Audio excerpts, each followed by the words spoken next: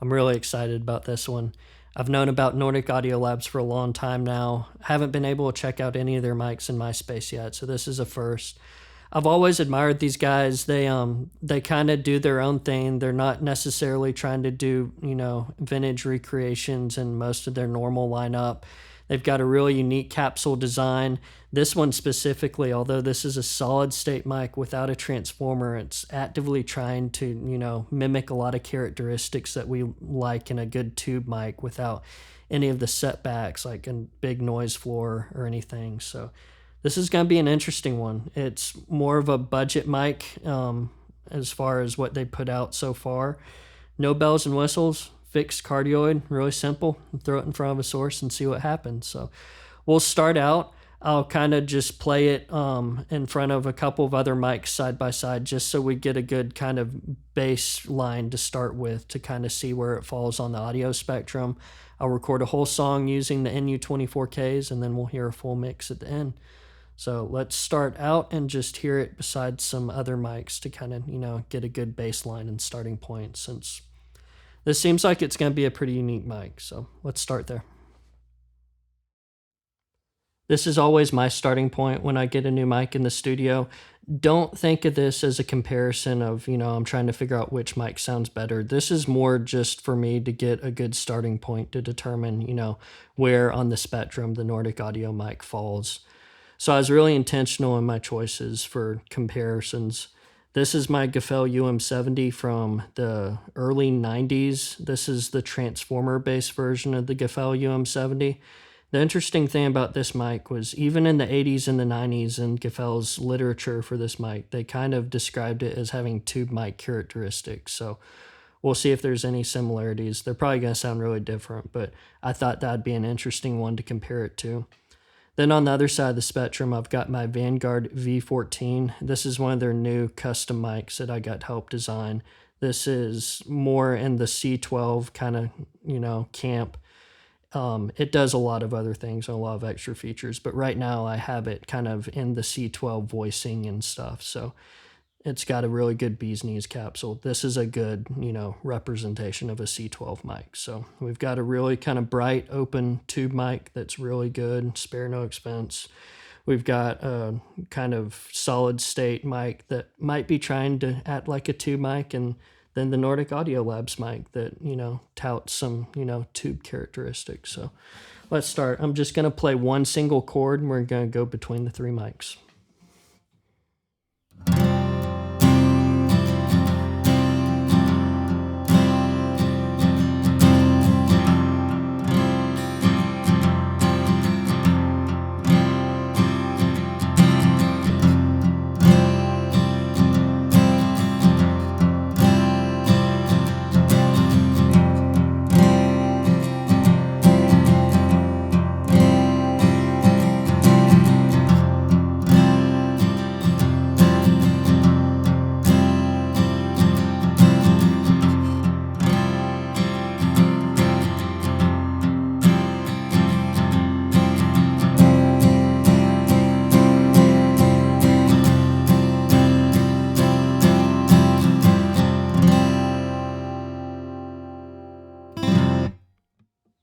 I know hearing one chord is really boring, but again, this is kind of my process. This is what I'm doing, so you're just kind of along for the ride with me.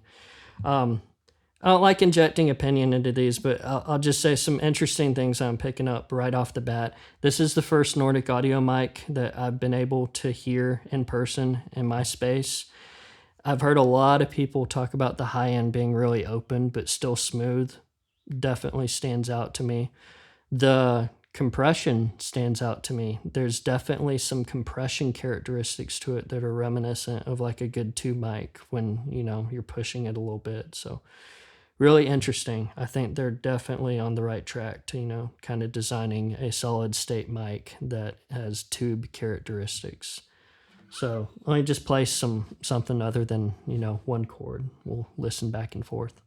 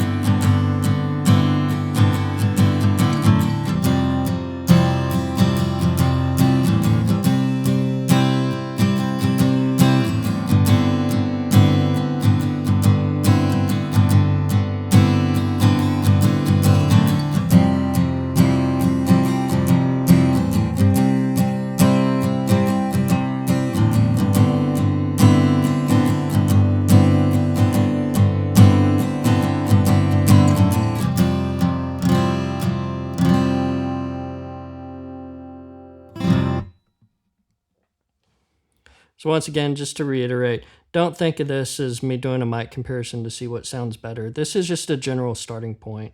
I've kind of arranged all these mics a little differently, so they're kind of in as good of a spot as they can be when you're trying to cram 3 mics together.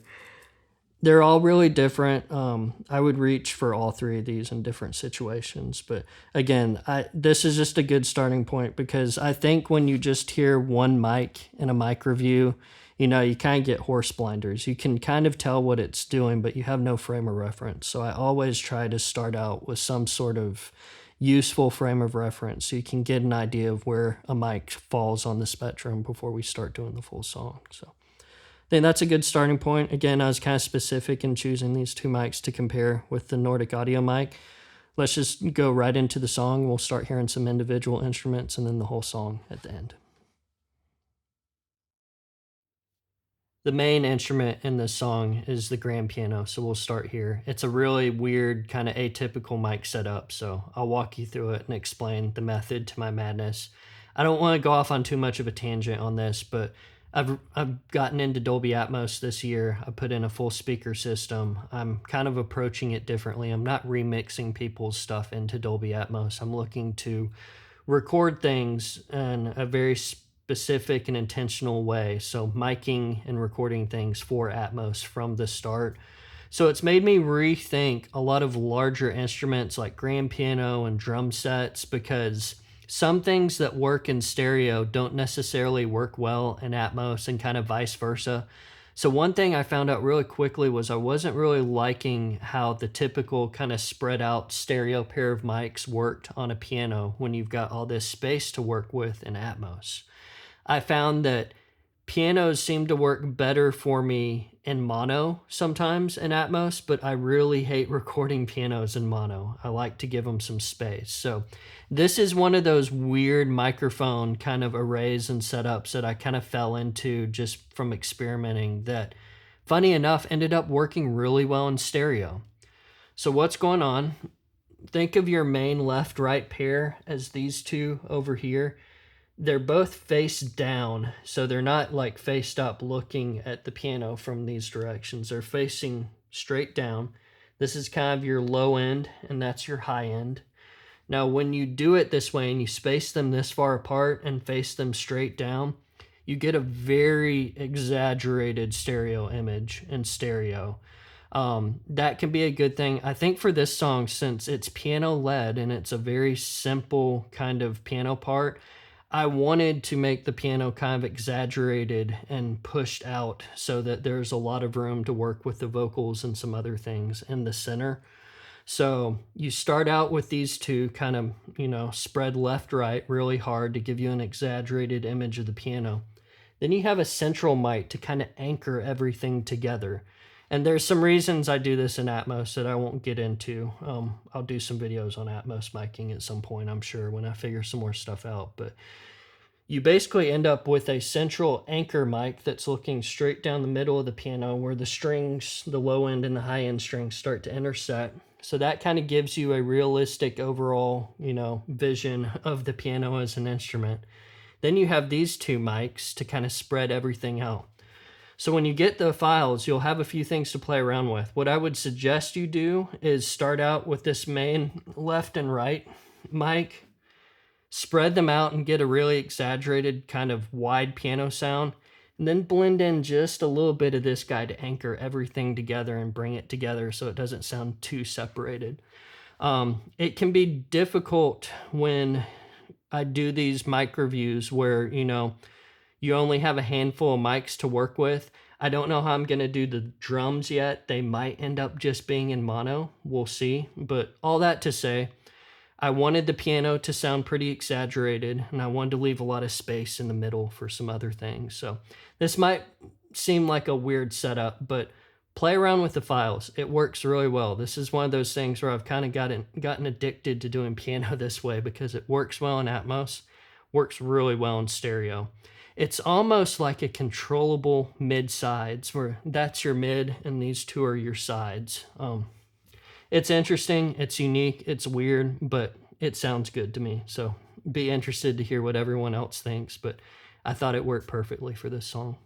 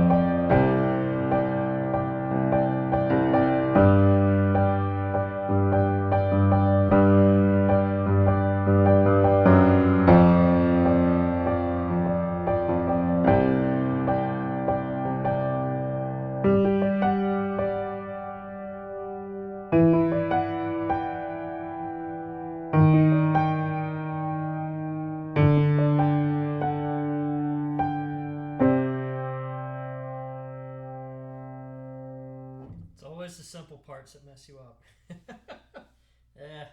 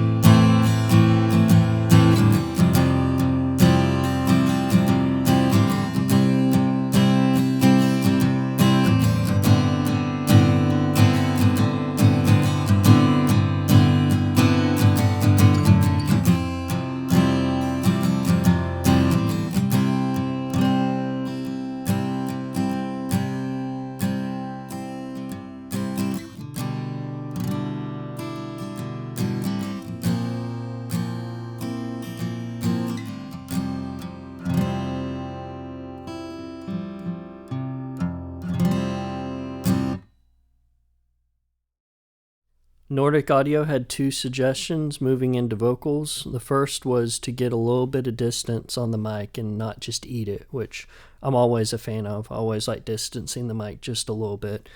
So I've got it just probably a tad under 12 inches is where I'm going to be from the mic.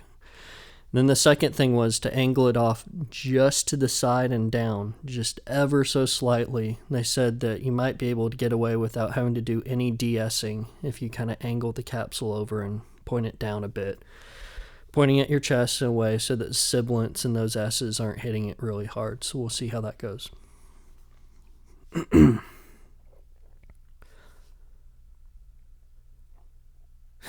My stomach, I just ate tacos, good Lord.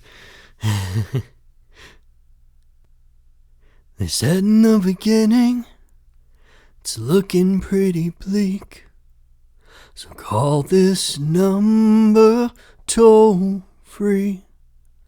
Before you save the world, you better look the part.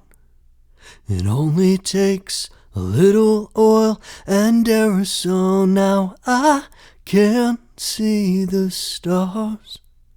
This fog of war engulfing every sunrise to the point of no return.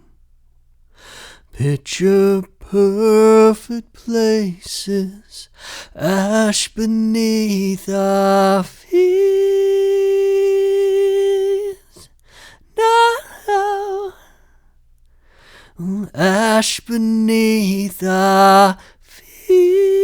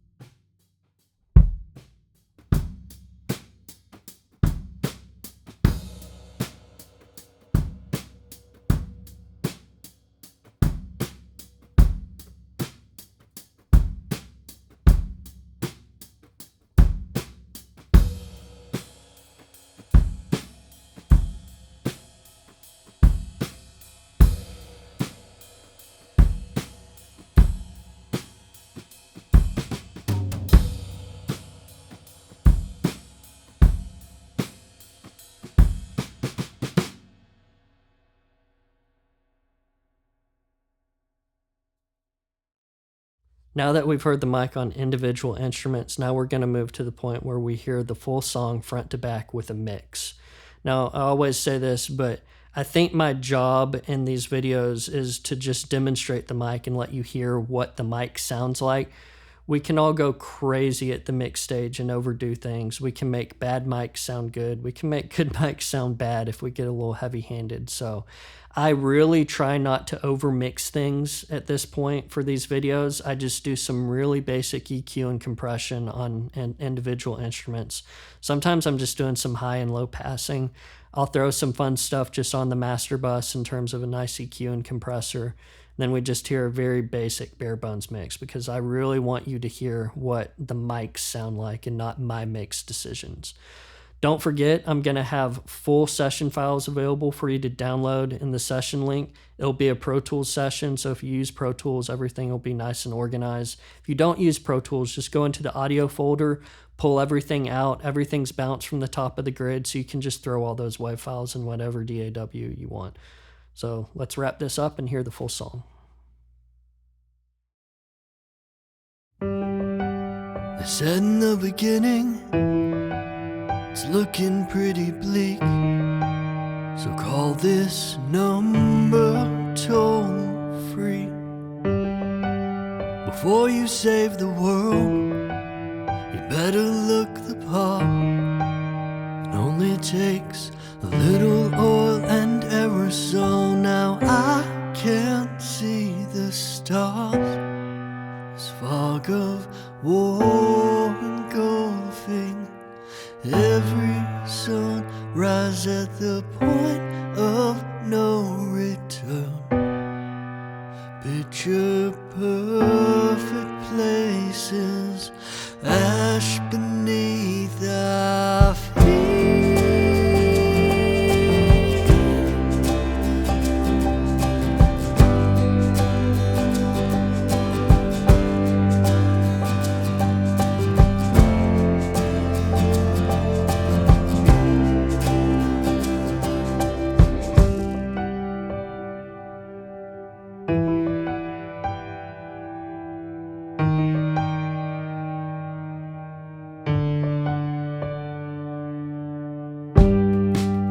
Polar bears are dying, the butterflies burn, the dollar store's a lie. Now everyone's broke. Bitcoin, GameStop, AMC, products of a virtual reality. We'll try to burn this down before we all drown. Now I can't see the stars. This fog of war and golfing, every sunrise at the point of no return. Picture perfect places, ash beneath our feet. No, ash beneath our feet.